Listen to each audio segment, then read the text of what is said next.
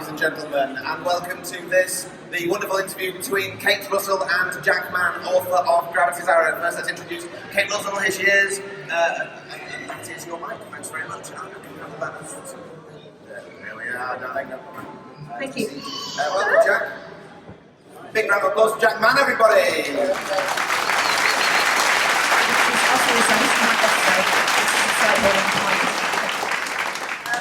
Hello everybody, we've been here before, haven't we? I also was not expecting to be here today, but you're lucky because it's early enough. I've only literally had that much cider, so this will be a bit better than yesterday. Jack Mann, Gravity's Arrow. Well, we're going to find all about him and his book and his inspiration. He's going to give us a bit of a reading, but again, because I'm a bit of a narcissist, I'm going to start by reading you the blurb off the back of the book. For Firo, kicking back against his parents' discipline and dreaming of throwing off the shackles of childhood, his religion, the calling, is just a background part of life. That is, until the night Creedate assassins target his family and they're forced into a precipitous escape. Firo's parents have planned on for this betrayal, and it becomes clear that these preparations are not only things that they have kept, are not the only things they've kept hidden. There is no obvious place to run from an enemy whose ambitions encompass the whole galaxy, and there is one thing that might help. An ancient artifact on a distant planet holds the key to more than one family's safety. Gripping stuff. Jack, thank you so much for agreeing to come and talk to us about it. Tell us a little bit more about the story behind Firo and his family. So, it's a story about Firo as he struggles with his beliefs and tries to survive in a galaxy on the verge of war. And the environment it's far in our future, but thousands of years after the technology, we've discovered how to travel faster than light. We've discovered these special crystals that enable faster than light travel, but they also interfere with electronic equipment. So you can't have AI, you can't have mobile phones, you can't have robots. You can have genetically engineered animals or dragons imported and reared in day-to-day areas, and you can ride on dragon backs, and you can have guns, but I tried to get away from really high-tech sci-fi where I felt increasingly the role of people was diminished because the AI was so good, we seemed a bit sort of pointless. So I wanted the choices and sacrifices of people to be more meaningful in the story. So you described it to me before we came onto stage here, as you wanted it to be more low-tech. Yes. Low high tech, or sort of eliminating that sort of the endless possibilities of science fiction. Always been a science fiction fan yourself? Were you always going to go in this direction? So I think I've always liked science fiction and fantasy. I remember being introduced to Lord of the Rings by my parents when I was 6 years old, and wanting to write the sequel from that age. I think I even tried at 6. You wanted to write a sequel to Lord of the Rings at 6 years old? That's right. Quite an ambition. I even started this, and as a teenager, I kept trying to write books, but I'd always get stuck because I knew the end and I'd get bored. Then on my gap year, I had to go writing without thinking too hard about what happened next. So I would just write until I wrote myself into a corner and couldn't go any further. So then I made a big effort, spent quite a few years planning out the universe that it would be set in and coming up with these ideas whereby it could be a low-tech fantasy field sort of story with science fiction sort of basis. And after I did that, I got lucky. I had a 2-month gap between jobs. I'm a doctor. I was going to get some locum work, and my supervisor at the time said, listen, you're not going to get 2 months off for however many years in the future, so you may as well do something fun you wanted to do. And I thought, oh yes, I can write my novel, and I took 2 months, I really laid into it and got a first draft done. And then I was lucky enough to be commuting on a train sort of against the main flow of traffic, if you like, to had a team. But you're a doctor. I mean, that's an insane kind of like training that you go through. What do you think will be your next step? Are you going to go back into doctoring, or are you always going to find time in between sort of saving people's lives to write about imaginary spaces? So it's been a struggle to find the time since the kids were born and all that sort of stuff, and the doctor work going on. So you're a doctor, a father, an author. Yes, 3 kids. Not much of an overachiever then, right? And now I've got this done, I just need to keep finding time somewhere to do more work on the book. I've got to keep working, that definitely being a doctor pays the bills. I don't think writing will, positive thinking, it will, but I'm not going to quit my job, yet. So talk to us about your character creation process, because we were speaking to some of the authors yesterday about this, and everyone has a very different personal style on how they develop. For me, very often it's the voice, the character comes from, some people it's visual. How do your characters develop within your own head? So, I try to write as much of it as I can, sort of organically on the go. Inevitably, I end up planning a lot of it because I need to make the plots make sense and that sort of thing. But when possible, I try to write these characters, see what they do, and then they kind of evolve out of that. Inevitably, some of them end up feeling a bit short or devoid of interesting traits, and I end up having to kind of go back and inject particular kind of things into them to make them more interesting. And of course, lots of characters, you write lots of characters, you realise there are too many characters, you have to merge quite a few of them, and some characters kind of arise from that process as well, sort of evolutions or mergers of different characters that try and save on brain space for the reader. You don't want to overburden them too much with all the different things one can imagine. And also, though, you've tackled some pretty big subjects in your book. It's classified as young adult. You said yourself the ending is quite dark, but I think that's the case for a lot of very popular young adults at the moment. But you're looking at galactic war, sort of people being let down by the people, intrigue, but also religion is in there as well. Is that what made you want to tackle such big kind of social themes? Well, so religion is something, and beliefs are a thing I've always been interested in and thought about a lot. And I guess that's been a lot of inspiration for the main character, who is having these sorts of thoughts, struggling with his beliefs, asking questions of those around him about their beliefs and why he should or shouldn't think the way they do. I think that's really important stuff to think about. I thought about it a lot, and so I really wanted that to be in the story. The other stuff, I guess, politics is interesting, and diplomacy is interesting, and there's a lot in there. I'm not allowed to talk about politics anymore this weekend on Friday night, so just saying you know that.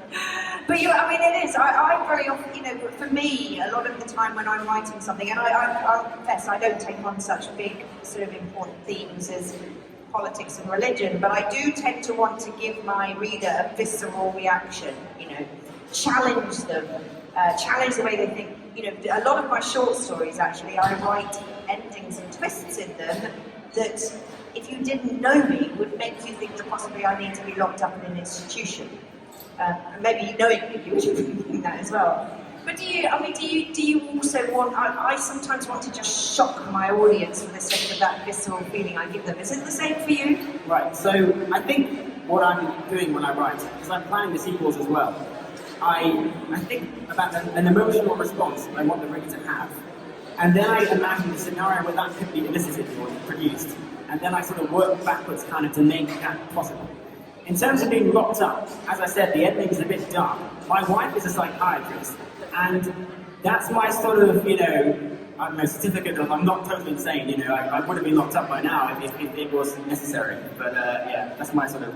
Yeah. Stuart yesterday was saying he's a lovely, affable, sort of gentleman chap, but he's got quite a dark mind, but he uses it to exorcise his demons.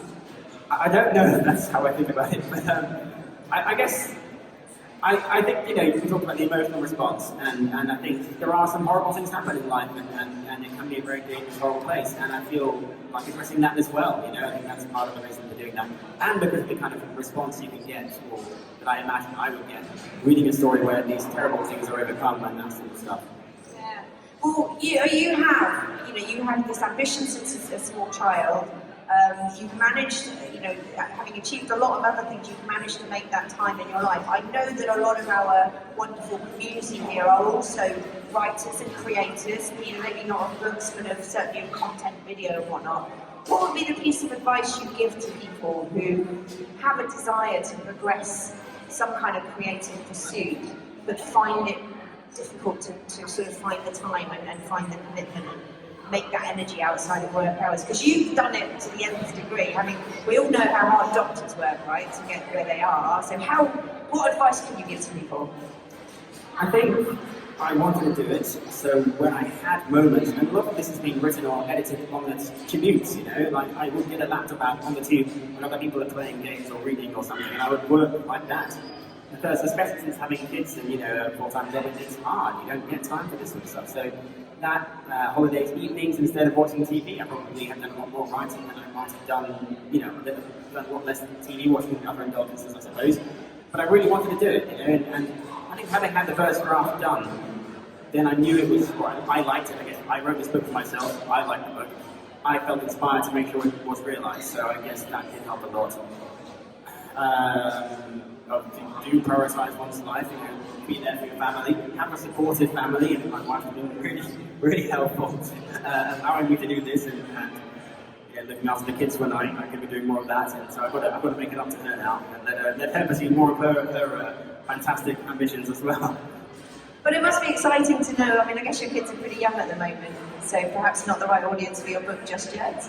No, but it must be exciting to know that one day your kids will read your stories, right? That would be really cool, yes, I like that, but not yet. Yeah, no, exactly. My father, when he got Mostly Harmless, and when he got to chapter 10, he actually phoned me up and said, "This isn't based on any kind of reality, is it?" I'm like, no, it's fine, I don't do any of those things in reality. Do you have a favourite character? In the story, I like the main character, but I guess a lot of what goes on in his head has been inspired by what's on in my head, you know, when I was around his age. I'm not as clever as he is, or as cool as he is, but, you know, he's very smart, he's graduated out of school very early and stuff, but in terms of thinking about the big questions and challenging people, he does it better than I did and more, but still, you know, it's that he thinks about those things, you know, I think that's important, and I like him for doing that. And you're already thinking about a sequel, so if any of the minor characters kind of like started tapping you on the shoulder yet to say, "Oi, I need a bigger part next book"? Yeah, so the sequel, he'll be a lot older. I was going to have him in his 20s. He's just come out of finishing up his work in the sort of Fortis, and he's going to go into politics. And kind of like in Roman times, you know, there would kind of be a bit of a mix of military and political sort of work they would do in those days. So it's kind of that kind of a vibe for the empire he's going to be in when he's there. And in terms of the characters in this story, indeed, you know, because I've got all these other characters I want to bring in, but then I feel like the other guys who I've sort of risk of being left behind from the first story, I want to bring them in somehow. Good question. I haven't actually got as far as yet. I do question though, I mean obviously we write based on our experience of the world and, you know, embellish and design it to make it more interesting, but looking at global politics at the moment, I don't know how you could write anything political with a straight face, right?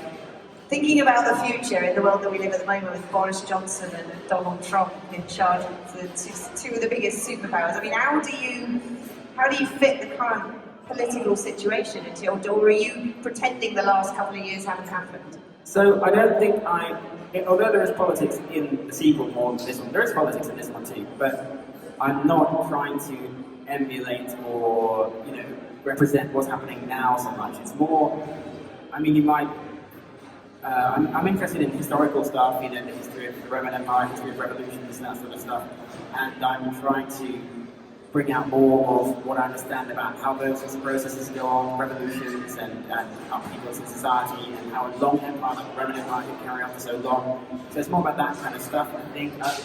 If the current events are interfering or influencing what I'm doing, it's subconscious, I guess.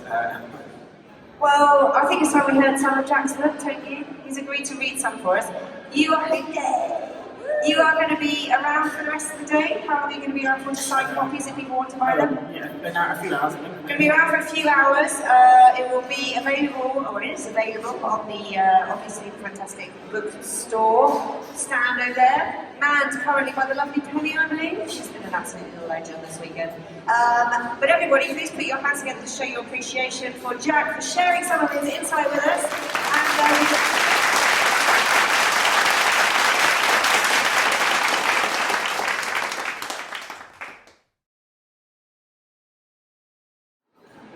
And okay, so this is from chapter 1, and the main character, Hiro, has just gone to he's finished his school quite early, And therefore, to continue his higher learning, he's gone to work in a laboratory where there's a professor there who teaches him a lot of extra stuff.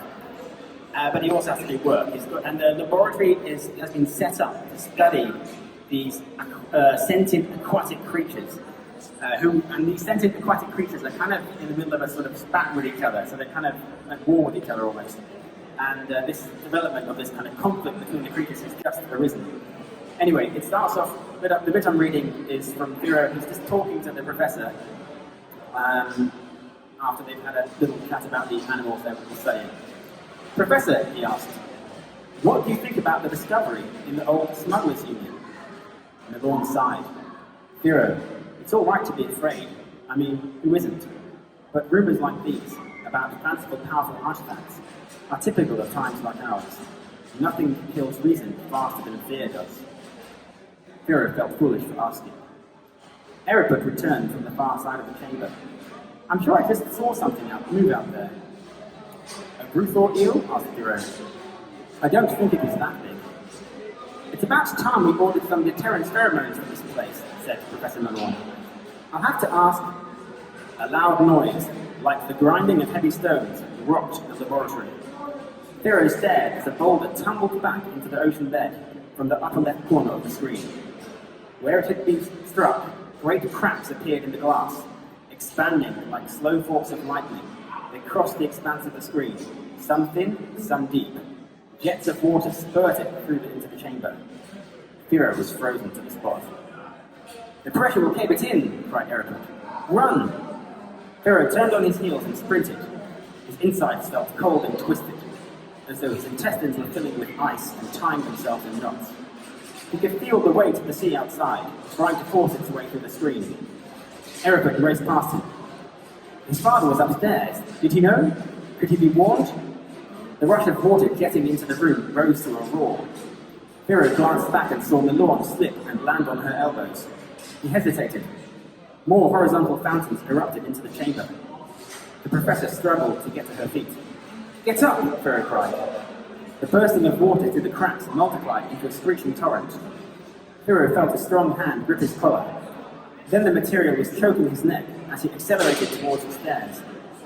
The hand let go, and he travelled a few feet before he made contact with the floor again. When they did, he half stumbled, half ran to the first step.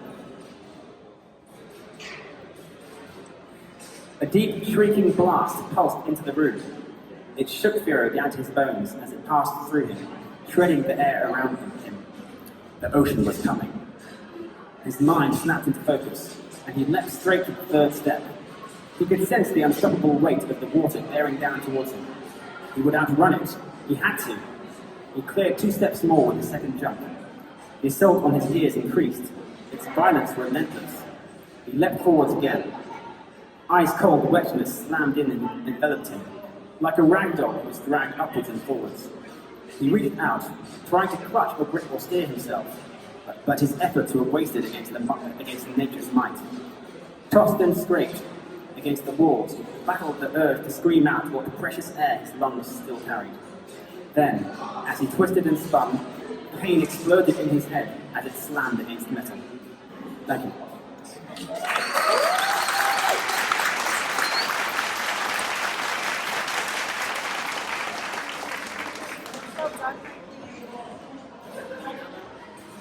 Yes, as our glorious Lord and Master is also nowhere to be seen again. Ladies and gentlemen, Jack Mann, reading his book to us. Thank you so much. Best of luck with it. Go buy yourselves a copy. Give us a sign of it. We will sort you out, and we'll be back on stage in some amount of time with more stuff. Bye.